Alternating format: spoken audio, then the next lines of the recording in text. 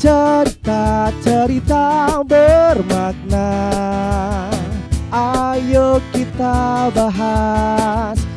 bahas bersama. Segala problema hanya ada di Markombur. Iya, Assalamualaikum warahmatullahi wabarakatuh. Pemirsa TVRI Sumatera Utara dimanapun berada, kembali lagi setiap jam 3 sore kami menemani sore hari Anda. Tapi sore hari ini mungkin agak berbeda dengan sore hari biasanya. Kenapa Pak Putra? Kalau dulu kan nggak puasa, sekarang ini puasa. Panas betul Ji di luar Ji. Betul sekali. Iya. Jadi bawaannya mau tempos atau gimana? Mau Budi dia. Tahu Budi? Buka diam-diam. Iya. Baik, Alasannya Bang ngambil Putra. wudhu ya kan, ambil Iya. wudhu kumur-kumur, kata Rasul kan 3 kali, awak 10 kali kumur-kumur aja kan. Tapi masuk ditelan ya gitu ya. Baik, saya Putra Andika Siagian akan menemani pemirsa bersama rekan saya. Dan saya pastinya ya rekannya Bang Putra hari ini, saya Azifa Zahrianis akan menemani Bang Putra di balik bukan di Markombur. Dan hari ini Bang Putra kita membahas topik yang menarik karena sudah masuk ke hari ketiga puasa ya Bang Putra ya. Jadi bawaannya tadi mau Budi ya, bukan diam-diam ya. Iya, buka Tapi diam-diam. tidak ya. Jangan sampai terjadi ya. Nanggung ya, masih ada beberapa hari lagi menuju Idul Fitri Bang Putra. Waduh, udah mulai raya aja. Udah Cepet semangat kali Bang, ya. biar baju baru gitu. Baju baru ya, Nah, Masya Allah. Iya. Rambut baru. Semua gitu ya. baru pokoknya dari atas sampai bawah ya Bang Putra.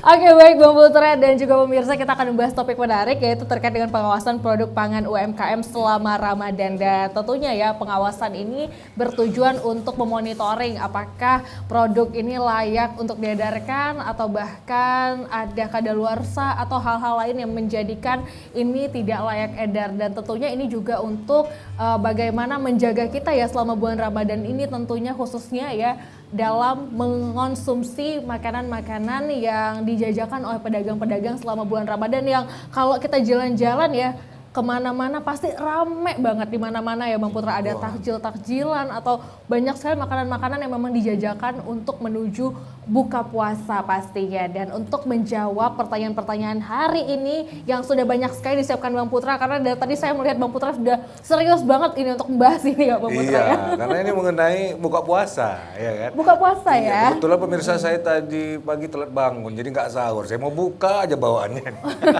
Tidak ada alasan Bang Putra. Alasan ya. Di samping abang ini ada ibu kita yang selalu kita undang pemirsa, khusus bulan Ramadan saja kita undang. Spesialis ya kalau Bang Putra ya. Ibu Yanti Agustini Harahap, SSI Apoteker MKes. Panjang betul ini ya kan. Selaku kepala tim Katim ya Infokom BPOM Kota Medan. Ya, Assalamualaikum Ibu. Waalaikumsalam. Alhamdulillah. Nanti kita tanya-tanya Ibu ya mengenai mungkin kue-kue ini udah bisa kita makan atau belum ya kan? Betul. Biasanya udah bisa dimakan kalau udah dibayar pemirsa. Kalau belum dibayar belum bisa dimakan. Nggak boleh ya. Di sebelah Zizi ada siapa? Baik, di sebelah Zizi ada Ketua Tim Kesehatan Lingkungan Dinkes Kota Medan, ada Bapak Surya Kusuma Purba, SKM MKM. Halo Bapak, apa kabar? Baik, mantap. Mantap, pastinya harus mantap ya. Capek nih. Monitoring terus soalnya kan. Iya. Lagi event kayak keliling-keliling ya. Waduh, keliling-keliling. luar Betul biasa. sekali, Monitoring takjil-takjil mana yang bisa saya bawa pulang apa ya? Yang free gitu ya. Betul, pasti ya harus ada dong. Enggak ya? Enggak boleh. Jangan, Oh, nggak boleh Bang Putra Ada ya? tapi di masjid biasanya. Baiklah Bang Ini Putra. kita berikan pertanyaan pertama dulu ke BPOM dulu lah Silakan, ya, Bang biar Putra. nanti disambut oleh Bang Hari Surya ya dari Dinas Kesehatan. Nah Ibu, Bu Yanti, mungkin bisa diceritain nih Bu bagaimana mekanisme pengawasan mungkin terhadap pedagang ya yang menjajakan makanan sekarang ini. Apakah semua jenis makanan itu memang harus dapat izin edar dari BPOM dulu baru bisa mereka jualan, atau ada karakter-karakter tertentu gitu ya kan? Memang nggak dapat izin edar tapi ada syarat-syarat tertentu. Nah mungkin dari situ bisa diawali Bu. Silakan Bu Yanti. Terima kasih. Pangan diawasi oleh Badan POM untuk pangan yang berkemas, yang di pangan olahan yang berkemas dan mendapatkan izin edar. Kalau misalnya seperti takjil itu adalah pangan siap saji, yang mana itu pengawasannya ada di Dinas Kesehatan, tetapi bukan berarti Badan POM tidak ikut melakukan pengawasan, tapi ikut mengawal mutu daripada produk tersebut. Nah, kalau makanan seperti makanan siap saji yang bulan ini yang banyak, yang marak di mana-mana ada, itu kita lakukan pengawasannya dengan cara menyampling makanan yang kemungkinan mengandung bahan berbahaya. Yang mana yang sering disalahgunakan itu seperti pengawet formalin, boraks, pewarna yang sebenarnya bukan untuk pangan tetapi dia adalah untuk kain, rodamin B dan metanil yellow seperti itu. Nah, Badan POM pengawasan yang dilakukan oleh Badan POM juga terhadap makanan yang harus ada izin edarnya. Nah, tidak semua pangan harus mempunyai izin edar. Seperti tadi takjil ataupun makanan siap saji tidak perlu izin edar. Yang perlu izin edar itu adalah 7 hari masa tahannya makanan, tahannya makanan tersebut, ataupun yang malah ada pangan industri rumah tangga itu tidak dari Badan POM izin edarnya, tapi dikeluarkan oleh Dinas Kesehatan setempat, di mana diproduksi produk makanan tersebut. Seperti itu. Jadi kita harus memang Badan POM itu harus mengawal keamanan mutunya daripada pangan tersebut, harus bebas dari 3 bahaya, yaitu bahaya biologi, bahaya fisik, dan bahaya kimia. Kalau bahaya biologi itu nggak bisa kita lihat dengan kasat mata seperti mikroba, virus, ya, bakteri, dan lain sebagainya. Bagaimana cara untuk kita mengetahui makanan apakah sudah tercemar bahaya biologi tersebut? Bisa kita lihat dengan makanannya misalnya sudah basi, sudah berlendir, sudah beda rasanya, itu berarti sudah tercemar bahaya biologi. Dan berarti yang harus kita jaga adalah higien sanitasinya. Kemudian bahaya fisik, kalau bahaya fisik itu bisa kita lihat dengan kasat mata, seperti yang paling sering kita temukan di makanan, rambut, anak hektar staples ya, karet. Kira kita kuda lumping ya makan itu. Ya. Beling ya. Nah, itu juga harus bebas dari bahaya tersebut. Tidak boleh makanan tersebut tercemar dari bahaya fisik. Dan terakhir bahaya kimia. Nah, seperti bahaya kimia, pengawet, pemanis buatan, pewarna, itu boleh ditambahkan ke dalam pangan ketika pengawet, pewarna, dan pemanis tersebut memang diperuntukkan untuk pangan atau disebut bahan tambahan pangan. Tapi bisa menjadi bahaya kimia ketika bahan tambahan pangan yang ditambahkan tersebut melebihi daripada takarannya. Karena ada persyaratan penambahan pewarna, pemanis. Nah, bagaimana kita mengetahui makanan tersebut melebihi takaran pewarna atau pemanis dan pengawet tersebut? Bisa misalnya warnanya nggak usah lah kita pilih yang mencolok-mencolok gitu warnanya, berarti melewati takaran pewarnanya. Kalau pemanis, biasanya kan makanan yang manis itu kan ada kita rasa ada pahit-pahitnya. Harusnya kan manis, bukan ada manis. Harusnya ada manis-manis, ini ada pahit-pahitnya. Itu berarti air mineral ya jadi. Iya. Itu berarti kelebihan, berarti melebihi takaran pemanis buatannya. Boleh kita tambahkan pemanis buatan apabila dia memang bahan tambahan pangan, kan seperti yang tadi saya sampaikan. Oh, diizinkan sama diizinkan, BPOM. boleh. Dan pengawet juga boleh, tapi dia memang untuk pengawet pangan. Nah, bagaimana kita mengetahui pangan tersebut juga melewati takaran? Itu akan bisa rasanya beda di lidah kita, ada rasa lain gitu. Itu kita mengetahui, tidak harus dicek di lab atau dicoba ini berlebihan nggak atau nggak gitu. Seperti itu. Jadi harus bebas dari itu. Terus ada bahaya kimia, yaitu seperti formalin, boraks, itu bukan untuk pangan, sama sekali tidak boleh kita tambahkan ke dalam pangan. Formalin yang sering ditambahkan kepada makanan yang tahannya nggak lama, misalnya mie basah, tahu, bakso, dan lain sebagainya. Kalau mie kering nggak mungkin ditambahkan formalin. Oh, seperti itu. Nah, formalin ini bukan untuk pangan, bukan pengawet pangan, tapi dia kan pengawet mayat. Ya, Gitu. Iya. Jadi mayat nengok saya ya, berarti saya calon. Semua kita calon mayat. Iya. Kemudian boraks untuk pengenyal, kadang perenyah kalau dia kerupuk dan lain sebagainya. Kemudian pewarna rodamin B, metanil yellow, yang mana pewarna ini bukan untuk pangan tapi untuk kain. Dan itu bahayanya kalau kita konsumsi terus-menerus dan akan terakumulasi di dalam tubuh, dan sehingga itu bisa separah-parahnya bisa menyebabkan kanker dan bisa menjadi kematian. Wow, seperti bahaya itu. Sekali rupanya. Dan dia memang efeknya tidak 1 bulan, seminggu, atau 1 hari, tapi dia bisa bertahun-tahun dan dia akan terakumulasi kalau sering-sering kita makan. Jadi bisa dirasakan dia sih. Pernah Abang kemarin lihat kan, ada sekumpulan ibu-ibu itu kan, dia ada satu temennya itu yang makannya banyak Bang Ari. Jadi sambil dia makan, diperhatikan kawannya makan. Dalam hatinya mungkin ada rasa, ih kok nggak malu ya gitu. Itu nggak ada. Bukan gitu ya, nggak ada hubungannya ya. Iya, saya juga mencari-cari di mana inti permasalahannya Bang Putra ya. Rupanya dia iri ya. Betul Bang Putra.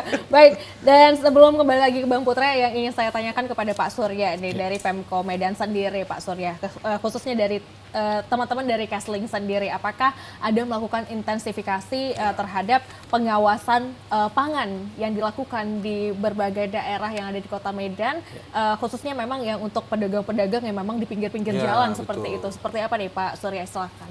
Ya, jadi untuk penyelenggara pangan siap saji namanya seperti yang disebut Ibu dari BPOM tadi ya. Yang siap saji itu memang di bawah pengawasan kita. Jadi khusus untuk penyelenggaraan bulan Ramadan ini biasanya setiap tahun itu kita intensif tuh hampir setiap hari melakukan pengawasan. Nanti titik-titiknya kita atur jadwalnya. Nah, kita punya 41 puskesmas di 21 kecamatan. Jadi tim keamanan pangan siap saji kita itu kita siapkan di masing-masing UPT puskesmas. Nah, jadi yang mereka lakukan pengawasan itu paling utama itu terkait personal hygiene si pelaksana pangannya. Lalu pengamanan produknya mulai dari membuat, mengantar ke tempat lokasi sampai kemasan yang mereka pakai. Nah, untuk beberapa titik tertentu yang ada resikonya kita anggap, mereka punya instrumen penilaian resiko namanya. Kita akan ambil uji petik laboratoriumnya, karena kalau kita uji semua ya habis anggaran Kota Medan kali ini. Iyalah, enggak yang ianya nggak dapat juga kita nanti belinya lagi Bang. Iya. Udah habis diambil sama Habis Bapak ini semuanya. iya. Karena biaya pemeriksa itu kalau ke uji laboratorium lumayan tinggi biayanya. tinggi, ya. Nah, mungkin nanti yang kita ambil itu wilayah-wilayah yang kita anggap resiko tinggi. Biasanya yang padat itu terminal. Yang jualan takjil, jualan makanan cepat saji daerah-daerah ramai, kita ambil satu sampel yang kita anggap risiko tinggi. Nah, penilaian risiko itu dari si penyelenggara pangannya. Misalnya dia di situ udah bahan-bahannya sudah kelihatan tidak baik misalnya, atau Menggunakan minyak goreng yang berulang-ulang. berulang, minyak goreng berulang, atau misalnya mereka sajikan produk pangan tanpa sarung tangan, ya. atau mereka menggunakan air yang berulang-ulang, misalnya kayak kita beli mie-mian itu cucinya hanya dicelup aja, misalnya seperti itu kan ada yang tidak dicuci dengan baik. Nah, jadi pengawasan-pengawasan itu supaya tercover seluruh wilayah Kota Medan, kita bagi tugasnya ke puskesmas. Nah, untuk Dinas Kesehatan sendiri akan mengevaluasi laporan setiap 1 minggu sekali. Kira-kira, kecuali ada kejadian luar biasa. Nah, kejadian luar biasa ini misalnya tiba-tiba di lokasi tertentu ada keracunan pangan. Nah, itu langsung kita turunkan tim KLB Dinas Kesehatan. Nah, itu nanti lintas bidang di dalamnya. Apakah memang produk pangan itu yang mengakibatkan kejadian luar biasa pada saat penyelenggaraan pangannya atau hal-hal lain. Nah, secara umum hampir seluruh wilayah kita itu memang kita lakukan pengawasan. Kita sebenarnya dibantu oleh Kementerian Kesehatan melalui Balai Teknik Kesehatan Lingkungan. Kalau sekarang namanya Balai Labkesmas. Nah, kalau mereka titik fokusnya itu pada tempat-tempat yang ramai tadi, terminal, bandara, pelabuhan. Nah, biasanya mereka minta tim kita untuk ikut bergabung dengan mereka. Uji sampelnya mereka lakukan di lapangan, langsung di situ, rapid test. Nah, jadi dari situ langsung kita dapat, oh ini resiko tinggi, kita arahkan teman-teman puskesmas itu untuk lebih memantau di sana. Nah, seperti yang saya sebut tadi, karena kita ininya ke personal hygiene dan penyelenggaraan pangan itu sendiri secara hygiene dan sanitasi, jadi sambil mereka melakukan pengawasan, mereka edukasi juga. Iya ini paling perlu. Iya, mereka lakukan edukasi, misalnya tidak boleh menggaruk rambut pada saat melaksanakan ini, tidak boleh misalnya menggunakan perhiasan yang terlalu berlebihan pada saat menyajikan pangan. Nah, kadang-kadang kan ada yang jualan cincinnya sampai 5. Cincin sampai 5. Sambil dia ngadu-adu Jualan buat gorengnya rupanya. gitu. Nah, kita nggak tahu cincinnya udah berapa lama tuh di situ. Nah, jadi itu yang kita edukasi, tidak menggunakan perhiasan-perhiasan misalnya berlebihan, atau tidak menggunakan penutup mulut, mau masker atau apapun itu saat mereka akan membuat adonan seperti itu. Nah, fokus kita ya di personal hygiene-nya. Kini itu kan. Oke. Tapi itu ada regulasi tersendiri kah Iya, untuk diedukasi kepada masyarakat? Kalau di kita itu sebenarnya produk pangan siap saji itu ada aturannya di Permenkes nomor 2 tahun 2023. Itu baku mutu kesehatan lingkungan terkait semua kesehatan lingkungan, mulai dari akomodasi sampai ke produk pangan. Lalu khusus untuk penanganan bulan puasa ini, itu Kementerian Kesehatan melalui Direktorat Kesehatan Lingkungan sudah menerbitkan surat edaran per tanggal 8 Maret agar seluruh Dinas Kesehatan Kabupaten Kota bekerja sama lintas sektoral terkait pengawasan pangan, produk pangan pada saat bulan Ramadan. Nah, jadi kita nanti itu sinerginya dengan teman-teman UPT-nya Kemenkes dimanapun, termasuk BPOM juga nantinya akan ada kerjasama lintas sektor lah seperti itu terkait pengamanan. Nah, kalau kita punya asumsi resiko tinggi di situ, mungkin kami akan hubungi BPOM. Ya, untuk karena ikut tes ya. lengkapnya mungkin ada di mereka. Ya, gitu. betul. Nah, kalau memang nanti ada hubungannya dengan kejadian luar biasa penyakit, ya kita akan hubungi P2P-nya kementerian seperti itu. Oke. Baik, terima kasih Pak Ari. Ini kita mau iklan dulu, mau kita dengarkan nyanyi dulu nih pemirsa ya kan. Dari abang kita Bang Fahmi ya. Ini bawa lagu Topi, Tompi. Tompi, Ya. Ramadan datang. Bang Madan berarti ini ya. Bang Madan. Iya, silakan Oke, Abang Dah. silakan.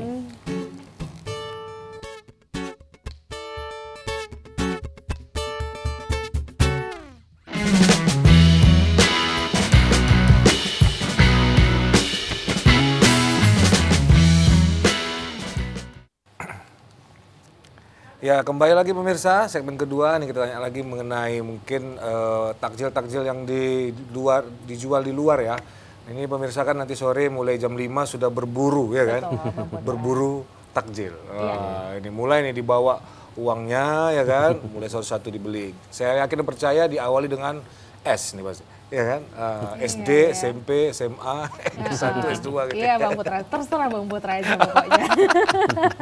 Ji, ini kita Iya, tanya Bang. lagi Bu kita ini. Silakan Bang Putra. Mungkin tadi kan saya jelaskan Bu mengenai jenis-jenis bahan-bahan yang jenis-jenis makanan yang mungkin saja secara kasat mata bisa dilihat pakai formalin atau tidak, kemudian pakai bahan pengawetnya berlebihan atau tidak gitu kan. Nah, mungkin BPOM sendiri selama ini Bu pernah nggak melakukan sosialisasi kepada pelaku UMKM bahwasanya mungkin mengajari mereka ya, mengedukasi mereka penggunaan bahan pengawet gitu kan, atau penggunaan pewarna yang disetujui atau dibolehkan oleh BPOM. Pernah nggak Bu dilaksanakan itu? Itu memang salah satu tupoksinya, kita harus memberdayakan UMKM dengan memproduksi pangan olahan yang aman dan bermutu. Nah, itu selalu kita undang UMKM. Nah, malah justru sering melaksanakan Pemkab setempat atau Pemda setempat mengundang kita sebagai narasumber. Juga seperti itu. Karena kalau UMKM itu sama dengan PIRT, domainnya kan ada di Dinas Kesehatan setempat atau di Pemda Pemkab setempat.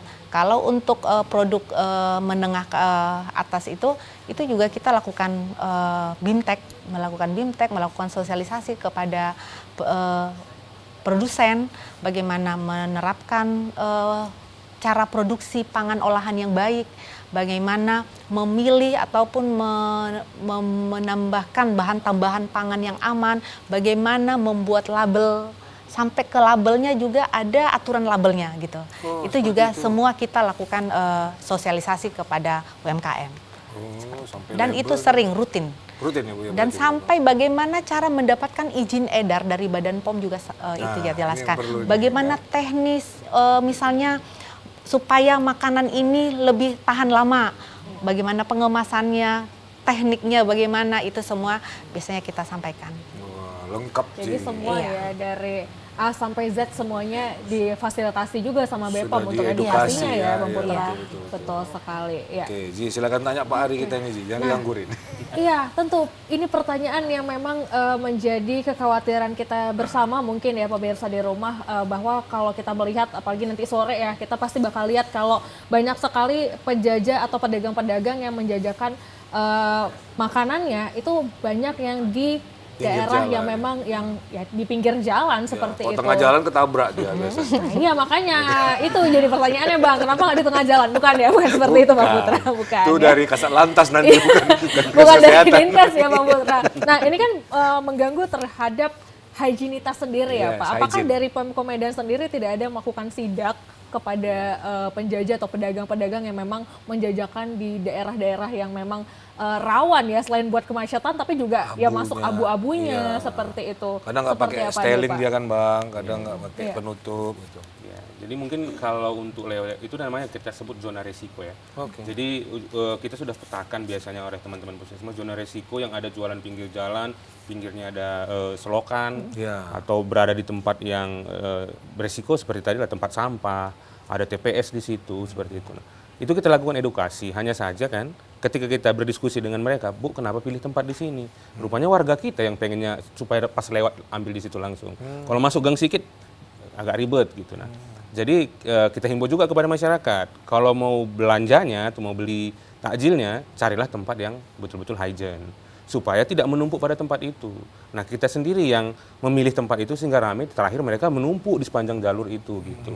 Jadi himbauan kita di masyarakat juga, pertama, ketika memilih tempat membeli takjil itu, karena ini sekarang lagi ini ya, carilah tempat yang bersih. Oh, ini tipsnya nih ya. Ini tipsnya, cari tempat yang bersih. Kemudian pilihlah bahan pangan yang segar. Karena ada rata-rata seperti yang Abang bilang tadi, kalau udah ada SS-nya itu kayaknya segar kali kan, kayak pengen mau diserbu aja gitu. Mau diserbu aja. Ya, nah kalau yang berhubungan dengan ada SS-nya ini, karena S itu sedap juga kan, untuk dicari. sedap, ya. Nah, SS ini carilah yang mempunyai wadah yang aman. Jangan nanti dia misalnya udah pakai termosnya udah nggak berbentuk lagi, atau dia pakai gayungnya itu pakai cangkir yang sudah berlumut atau kadang warnanya sudah berubah warna seperti itu, dan kadang-kadang celup tangannya itu sampai ke jempolnya juga itu celup ke dalam. Nah, itu tolong diperhatikan, pedagang-pedagang yang seperti itu lebih baik dihindari. Nah, kita kan nggak mau bulan Ramadan kita jadi nambah penyakit kan, kita maunya kita bahagia di pada saat bulan yang suci ini kan, seperti itu. Nah, jadi kita harapkan masyarakat itu pilihlah tempat-tempat yang hygiene, supaya pun pedagang-pedagang ini berubah perilakunya juga. Nah, ketika kita edukasi kan jawaban mereka seperti itu. Bapak kasih kami masukan seperti ini, tapi itu warga sampai puluhan, sampai ratusan kadang ngantri depan saya. Mau saya buat gimana? Saya nggak jual, mereka marah juga dong katanya gitu. Nah, jadi kita harapkan ya mereka supaya bisa berperilaku juga sesuai dengan standar kesehatannya, kita pilihlah tempat-tempat yang bersih juga. Yang paling utama itu adalah berada di lokasi yang tidak ada sumber cemarannya. Tadi tidak dekat TPS, tidak dekat selokan, tidak pada wilayah lalu lintas padat. Karena rata-rata lalu lintas padat itu debu bertebangan. Mau dia amankan seaman apapun, ketika dia buka tutup itu pasti masuk ke dalam. Ya. Nah, kalau zona-zona resiko itu memang sudah kita petakan, jadi itu kita lakukan edukasi. Sambil jalan, sambil pengawasan kita edukasi, kalau bisa mereka geser ke tempat yang lebih baik, seperti itu. Nah, kalau di kita sebenarnya ikut standarnya, produk pangan yang mereka jual itu maksimal umurnya 4-6 jam sejak diproduksi untuk takjil. Itu instruksi dari Direktorat Kesehatan Lingkungannya. Berarti ada durasi juga? Ada durasi. Jadi kalau misalnya itu, kalau teman-teman puskesmas udah tahu nih, karena wilayah mereka, di lingkungan mana, di sepanjang jalan mana yang sering berjualan, mereka pun harus sampai ke produksinya, di mana dia produksi itu. Alamatnya di mana. Kalau berada pada wilayah mereka, kebetulan kan banyak juga kan pedagang yang dari Serdang jualannya di Medan, di sepanjang jalan kita gitu kan. Nah, kalau kebetulan mereka itu produksi pangannya itu ada di wilayah kerjanya, mereka sampai ke dapurnya. Dan mereka edukasi ke dapurnya, melihat apa yang mereka buat.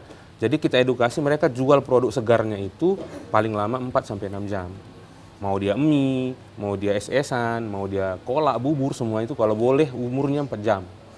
Kalau yang di malam, tidak kita sarankan untuk dijual kembali, seperti itu. Jadi kalau secara aturan dan secara SOP-nya sebenarnya ketat. Tapi apakah di lapangannya nanti gimana ya tergantung si pedagang juga dan si masyarakat yang membeli. Seperti yang sebut tadi ya, kalau kita ambil contoh yang lagi viral-viral perindapan yang celup-celup semua. Celup-celup. Nah, mungkin kalau itu jadi tren, saya nggak tahu Indonesia ini bakalan kayak mana seperti itu. Karena mungkin saat ini kita selalu edukasi supaya jangan begitu. Jangan begitu, betul. Bahaya ya Bang. Ya, karena ya kalau di kita sih diharapkan semua pakai SOP yang benar lah. Pakai sarung tangan, tutup mulut, penutup kepala, jangan pakai perhiasan, jangan garuk-garuk, jangan bersin. Nah, seperti itu. Kayak penjepit. Ya, jangan pakai penjepit. Jangan langsung pakai tangan ketika misalnya mau ngambil sambal tambal terus semua gitu. Daripada yang berbeda gitu. Mungkin itu. Iya. Nah, kita kayak begitu ada tambahan, Bu? Ya, Badan POM juga untuk takjil ini kita langsung juga turun, Pak. Biasanya kita bersama dengan Dinas Kesehatan, dengan Ketahanan Pangan, menyampling makanan takjil dan langsung kita uji di tempat dengan menggunakan test kit, yaitu menguji formalin, boraks, rodamin B, dan metanil yellow per warnanya.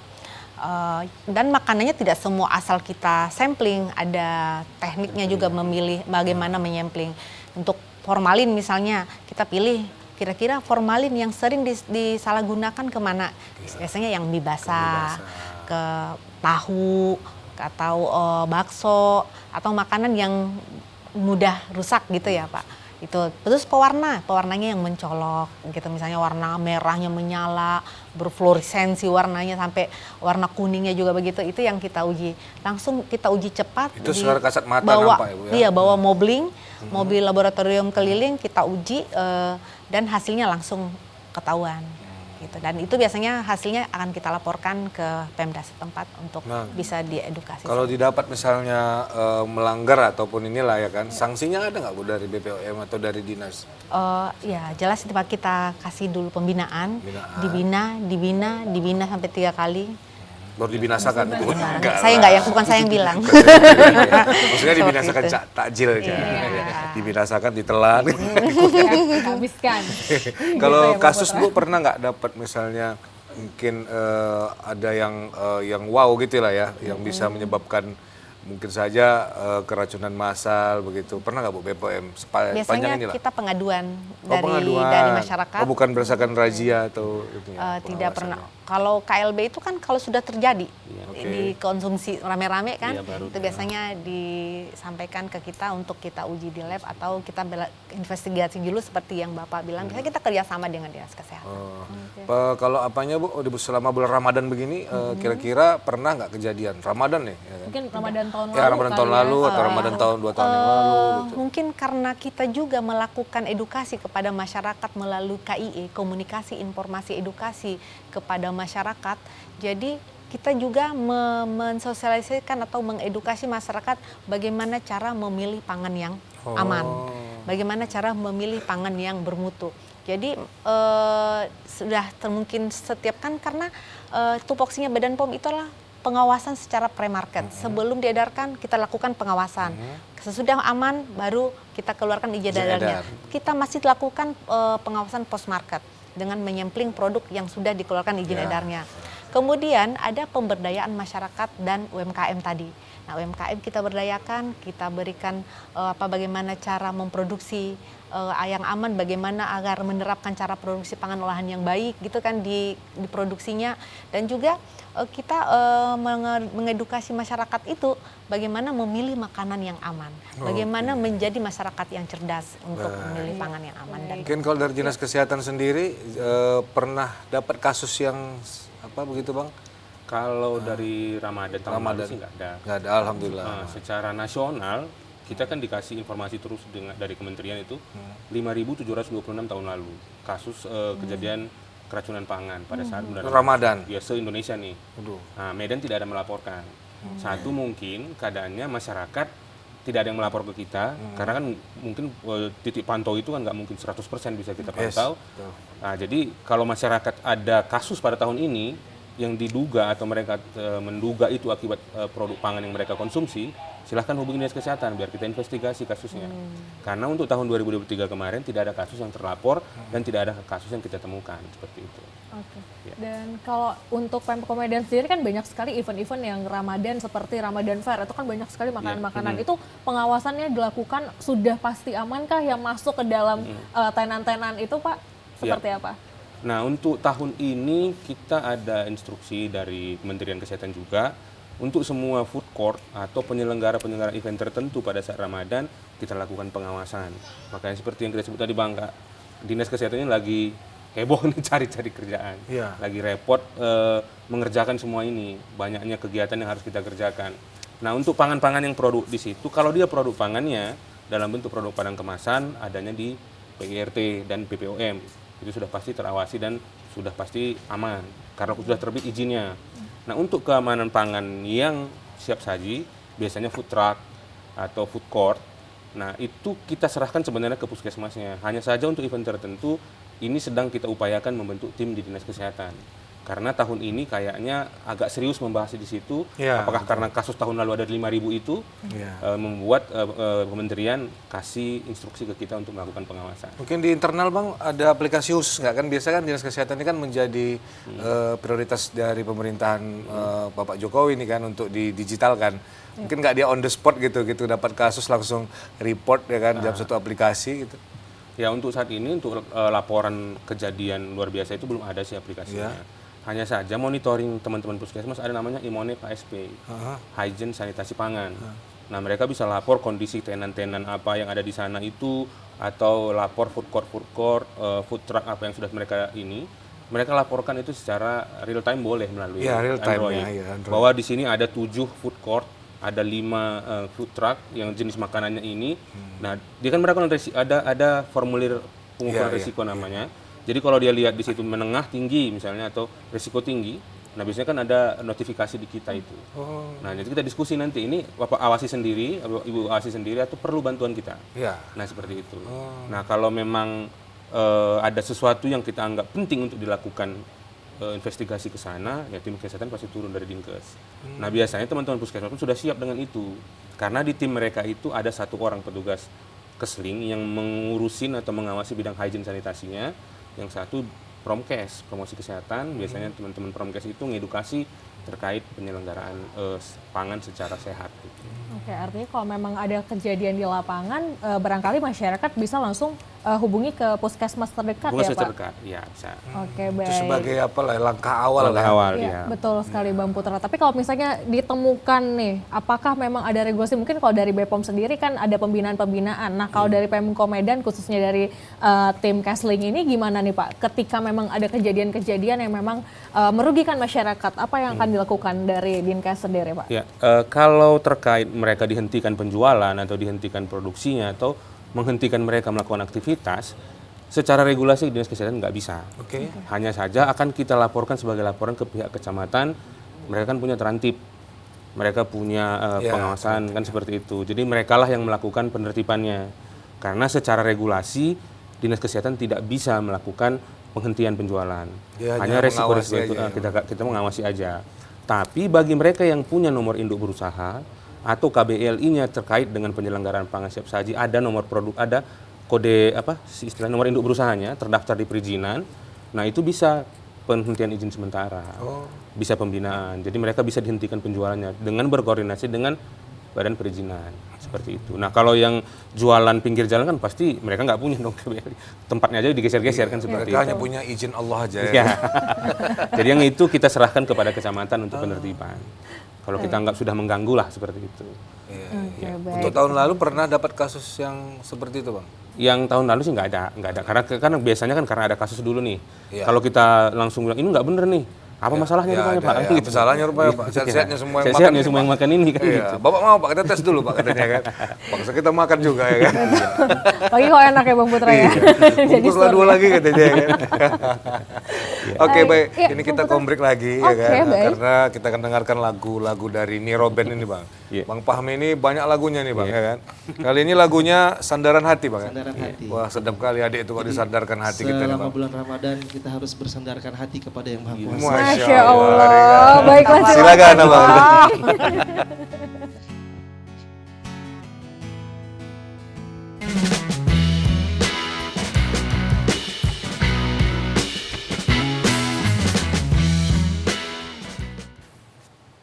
Ya baik pemirsa, kembali lagi segmen 3 Markombur kita hari ini membahas tentang pangan UMKM nih ya kan.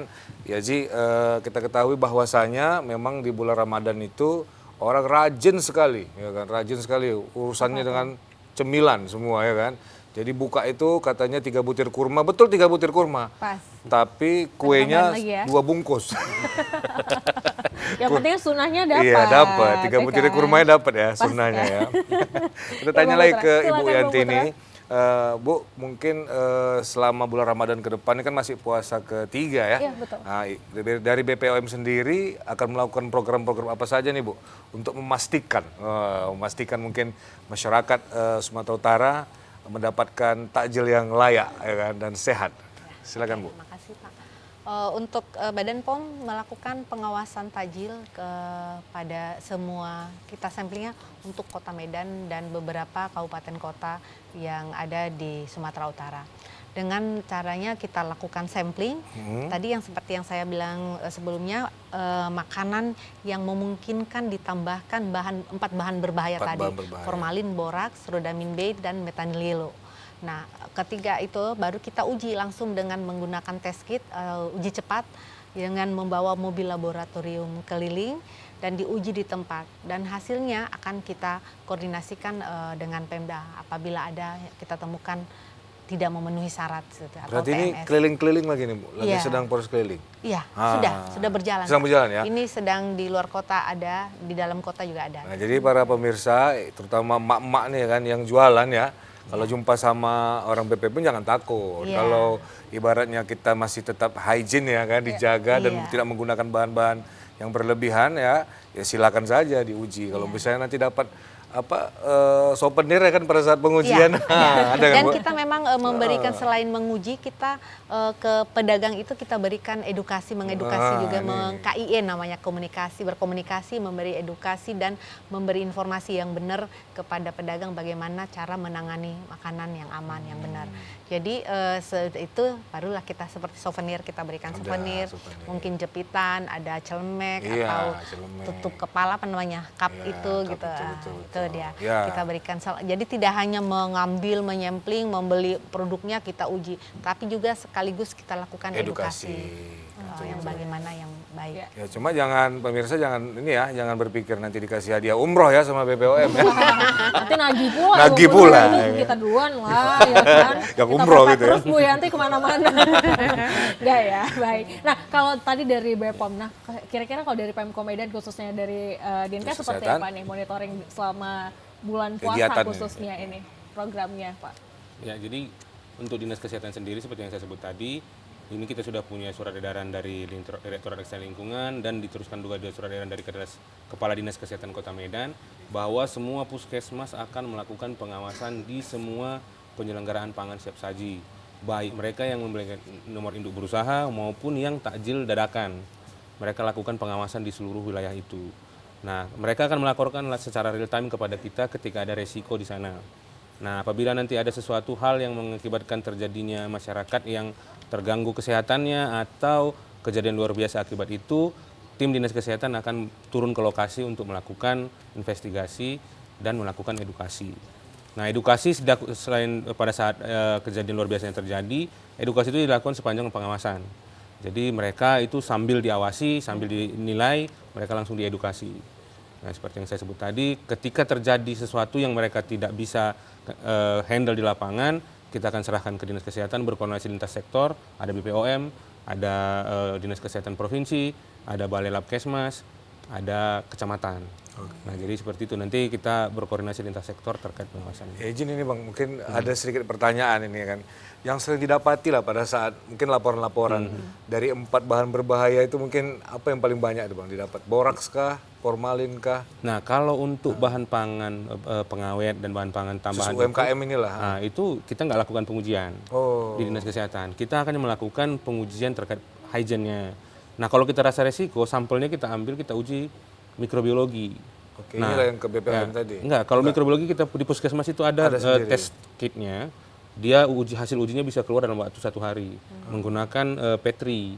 Jadi nanti sampel itu dibiakkan di dalam ada alat mereka di dalam sana. Ketika mereka besoknya mereka dapat hasil 1x24 jam itu mengandung kuman atau tidak. Oke. Nah, jadi kalau dia merasa itu resikonya tinggi, mereka akan lanjut sampel itu. Nah, tes kit ini biayanya agak lumayan besar, karena itulah kita lakukan sampling saja. Nah, kalau resikonya sudah mereka ketemukan tinggi dan mereka lakukan pengujian, lalu dia lapor ke kita. Nah, itu yang akan kita lakukan tindakan tadi, Pak Bang. Apakah nanti harus kita hentikan perdagangannya melalui kecamatan, karena yang punya wilayah kan mereka. Secara regulasi kita tidak boleh. Berarti ke BPOM lah kita tanyakan yang tadi ya kan. Iya. 4 zat tadi itu Bu, yang mana yang paling mungkin presentasinya terbesar lah, yang paling banyak sering ditemukan. dipakai. Iya. Hampir sama sih, itu dulu. Hampir sama. Tapi tahun lalu kita sampling itu semua memenuhi syarat. Jadi luar biasa sudah cerdas karena mungkin juga masyarakat Edukasi, ya. memilih makanan yang aman, sudah pinter sehingga mereka tidak laku dong makanan benar. karena gini, ciri-ciri makanan mie yang berformalin itu kita udah edukasi ke masyarakat. Dia tidak mudah putus, tidak lengket, dia lebih tahan lama, aroma formalinnya akan kecium, kalau kita dekatkan ke mata itu bisa mengundang air mata gitu. Walau padahal kita nggak ada sedih-sedihnya gitu kan. Gitu dia. Baper berarti ini. Nah, seperti itulah maksudnya itu yang kita lakukan KIE itu kepada masyarakat. Nah, juga kita lakukan kan KIE. Jadi seiring dengan waktunya sudah dari tahun 2011 kita sudah melakukan KIE ini. Jangankan bukan hanya di sekitar Medan saja, tapi sampai ke pelosok-pelosok dengan tokoh masyarakat, Komisi 9 DPR RI. Dia membawa kita sampai kemana-mana yang mungkin belum tersentuh oleh kita. Jadi kita edukasi masyarakat itu. Berarti perilakunya ini sudah nampak ya berubah ya Bu ya. Iya. Menyebabkan perilaku pedagang pun tidak sembarangan lagi. Dan juga perdagangan formalin itu tidak semudah dulu kita mendapatkannya, gitu dia.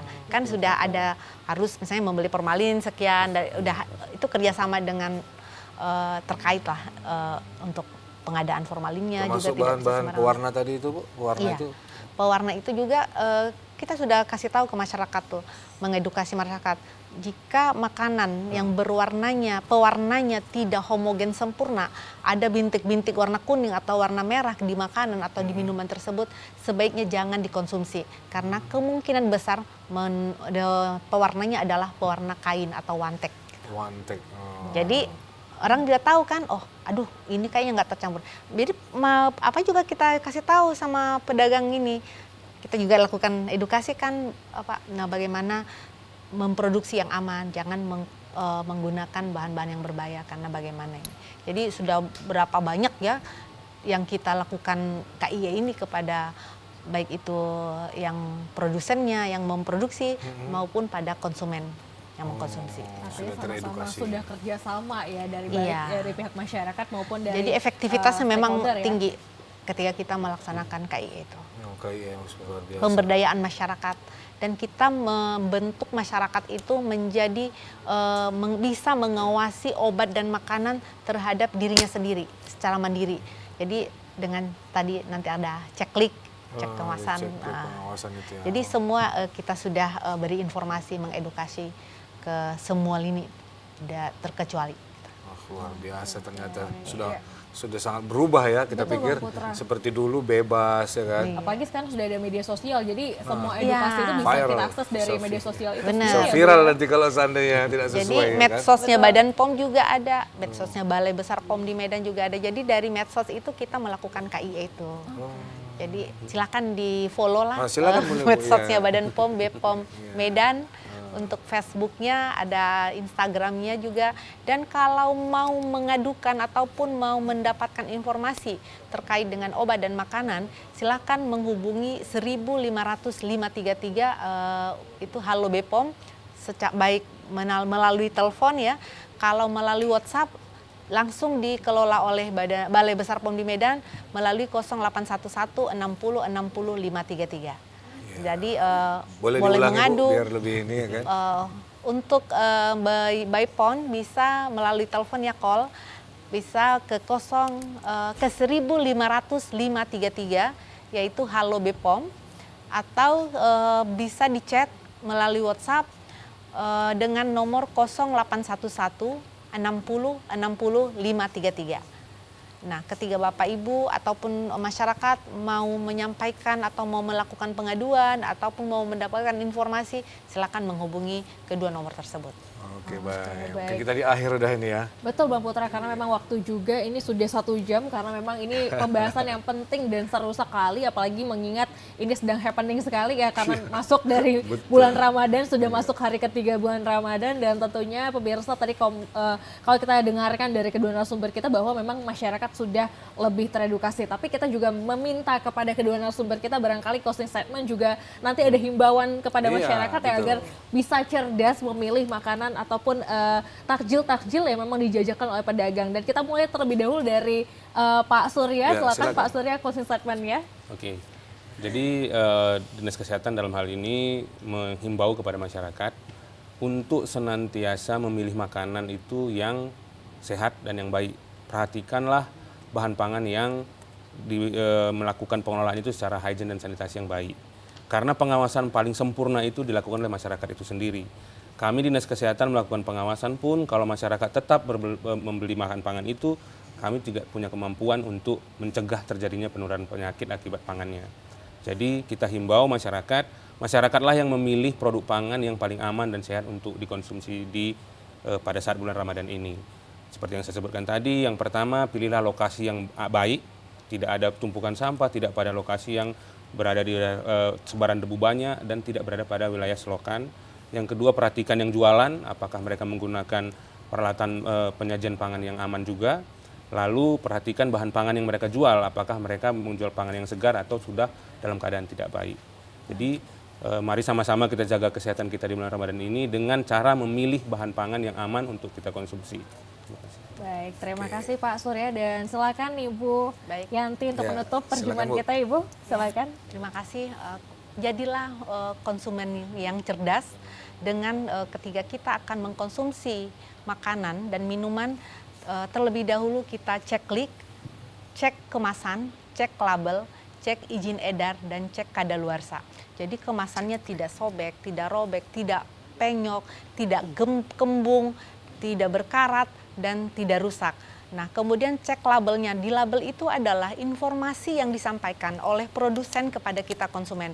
Di situ ada komposisi, ada izin edarnya, ada di situ kadaluarsanya, sampai cara penggunaannya atau cara mengkonsumsinya, dan juga biasanya ada informasi nilai gizi. Jadi di situ kita bisa tahu kecukupannya untuk makanan ini kalau kita mengkonsumsi berapa sih proteinnya, berapa lemaknya, dan berapa karbohidrat. Itu dia harus perhatikan. Kemudian cek izin edar. Izin edar ketika produk pangan ini mempunyai izin edar, insya Allah itu akan terjamin keamanan dan mutunya. Kalau sudah ada izin edarnya karena sudah melalui pengawasan oleh Badan POM. Kemudian cek kadaluarsa, karena kadaluarsa itu adalah batas amannya, batas baiknya pangan itu kita konsumsi. Jadi ada dua macam itu, kadaluarsa itu ada bulan tahun, ada tanggal bulan dan tahun. Jadi tolong dicek kalau sudah batasnya, baik digunakan sebelum bulan sekian, tahun sekian. Jadi sebelum bulan itu masuk, sebaiknya jangan lagi dikonsumsi walaupun tidak berubah warna, bau, rasa, dan bentuk daripada pangan tersebut. Terima kasih. Dan satu lagi, selalulah ingat kata BPOM, jangan percaya dengan hoaks tapi dengan kata BPOM. Jadi seperti itu yang bisa kami sampaikan kepada masyarakat. Terima kasih. Baik, terima kasih Bu Yanti, terima kasih juga Pak Surya atas banyak sekali edukasi yang memang diberikan kepada kita sebagai masyarakat ya. Tentunya kita harapkan dengan sudah menonton tayangan ini artinya masyarakat sudah lebih aware lagi, sudah lebih pintar-pintar lagi ya Bang Putra untuk memilih makanan yang mungkin akan dijajakan di meja makan Anda nanti sore ya pemirsa di rumah. Dan tentunya saya Azifa Zahni mengucapkan terima kasih atas perhatian Anda. Saya Ziva dan rekan saya. Ya, saya Putra Andika Siagian, kami undur diri. Kami mungkin meminta kepada para pemirsa TVRI Sumatera Utara di rumah, marilah kita untuk saling memaafkan karena untuk saling memiliki tidak mungkin nampaknya ya. Terima kasih, kami undur diri. Silakan Bang Fahmi, Niroben.